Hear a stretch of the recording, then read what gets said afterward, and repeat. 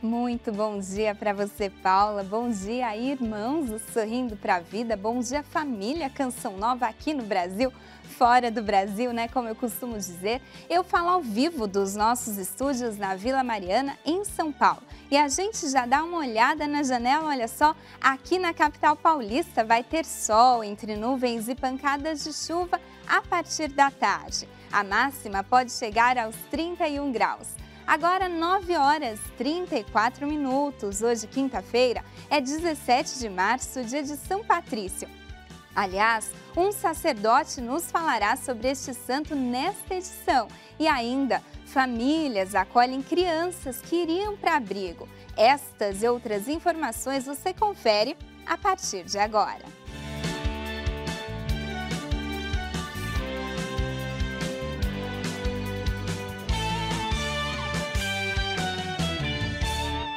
Canção Nova Notícias, edição da manhã está começando e hoje é dia de São Patrício, grande evangelizador da Irlanda. Inspirada nesse santo britânico, a oração da couraça de São Patrício tem ajudado muitas pessoas na caminhada espiritual.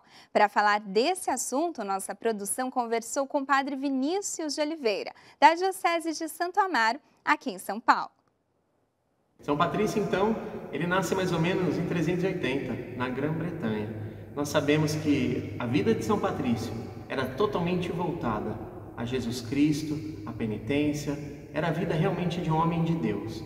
Ele se tornou sacerdote devido a essa escolha dele por Cristo e converteu, olha só, converteu a Irlanda inteira. Então, nesse dia de hoje, que nós possamos pedir a intercessão de São Patrício, ele que morreu aos 80 anos e morreu de velhice, que nós peçamos a ele a poderosa intercessão, que nós peçamos a ele nessa gloriosa oração que nós chamamos de couraça de São Patrício.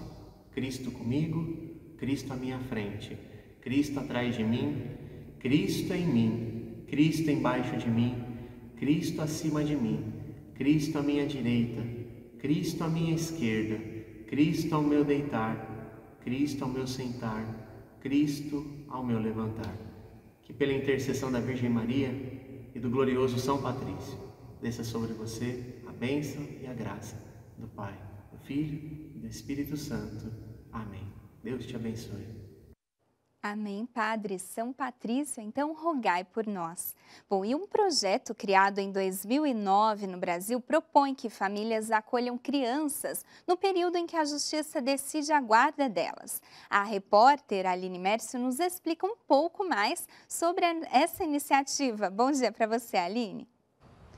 Bom dia, Danusa, e a todos que acompanham Canção Nova Notícias. Isso mesmo, Danusa. As famílias acolhedoras, elas ficam com as crianças que vão aí ter o destino determinado pela justiça. Se elas voltam para a família biológica ou se elas vão para a adoção. E como que funciona tudo isso? Foi o que eu conversei com a Sara Maria. Ela faz parte de um instituto que conecta essas crianças com as famílias. Vamos conferir essa entrevista. Se a criança está em uma situação de risco com a sua família de origem, ela precisa ser afastada por um tempo. E o papel do serviço de acolhimento é ir em busca das famílias de origem, entender o que aconteceu com elas e avaliar juntos se existe a possibilidade do retorno.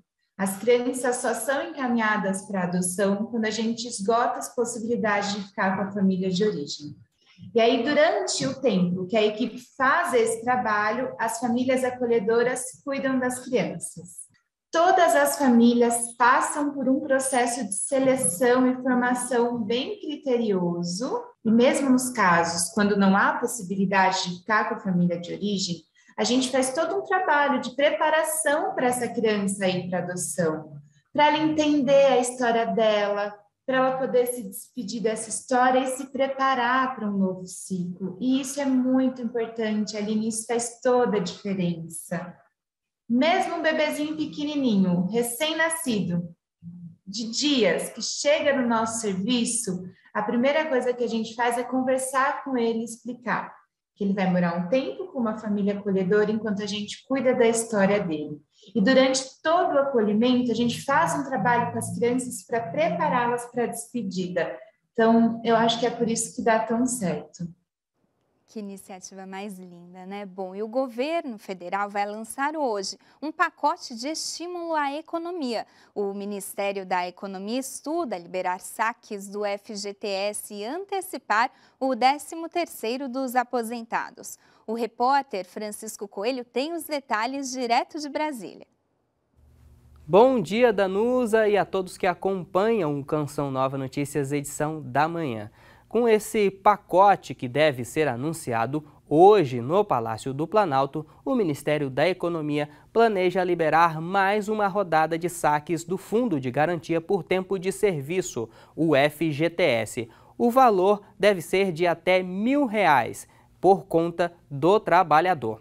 Já o 13º de aposentados e pensionistas do INSS deve ser antecipado mais uma vez. As duas parcelas serão pagas em abril e maio. Essas medidas têm como objetivo estimular a economia do país. E a taxa básica de juros, a Selic, do Banco Central foi mais uma vez elevada. Passa dos atuais 10,75 para 11,75.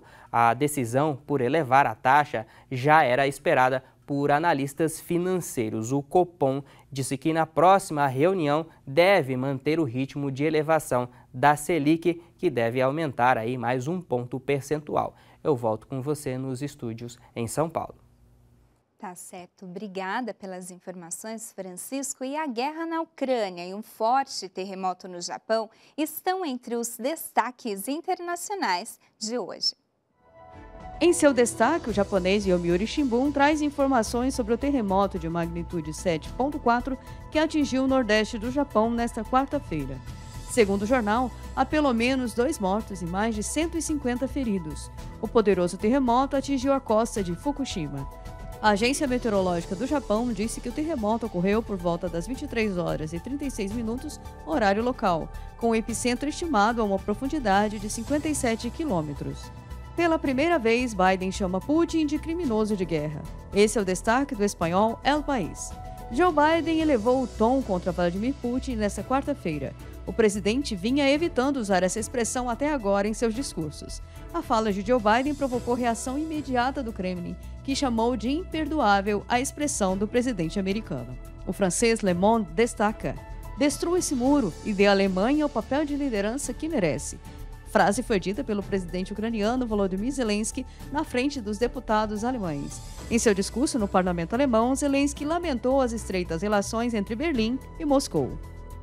E a gente segue falando de notícia internacional. A nuvem de poeira que pintou a Espanha de laranja agora se espalha por outras regiões da Europa. França e Suíça já foram atingidas pelo fenômeno. O fenômeno assustou moradores de alguns países europeus nesta terça-feira. A nuvem de poeira proveniente do Saara pairou sobre boa parte da Espanha, França e Portugal. As tempestades no deserto do Saara criam rajadas de vento na superfície do solo que levantam partículas de areia e pó. As partículas menores ficam suspensas no ar devido à diferença de temperatura entre o ar quente e o solo frio. As temperaturas aumentaram e não se descarta que ocorra uma chuva de barro. Segundo meteorologistas, o fenômeno pode durar até amanhã e informou que a qualidade do ar é extremamente desfavorável. E a chuva predomina sobre grande parte do Brasil em forma de pancadas. Vamos ver então a previsão do tempo. A umidade permanece alta em algumas regiões onde a chuva está mais concentrada. No Amazonas, a previsão de umidade mínima do ar é de 53%. Em Tocantins, 54%, no Maranhão, 56%, 50% na Bahia e 39% na região litorânea de São Paulo. O alerta para chuva mais forte com risco de temporais segue sobre toda a região norte e no nordeste, no Maranhão, Piauí, norte do Ceará e Bahia. Tempestades também nos 3 estados do Centro-Oeste, em Minas Gerais, São Paulo, no Paraná e em áreas de Santa Catarina e do Rio Grande do Sul. O sol vai aparecer e deixar o dia mais quente em boa parte do Mato Grosso do Sul e na faixa do oeste do Paraná, Santa Catarina e todo o centro-sul gaúcho sem probabilidade de chuva.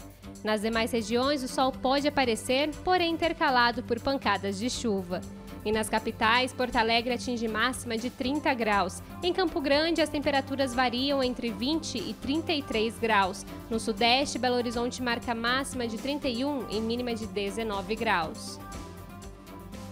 E assim encerramos a edição de hoje com imagens de Campo Grande. Agora permaneça conosco porque tem quinta-feira de adoração. Nos siga no @CN Notícias e mais tarde acompanhe o Canção Nova Notícias, edição da noite, às 6h45. Fique com Deus e até mais!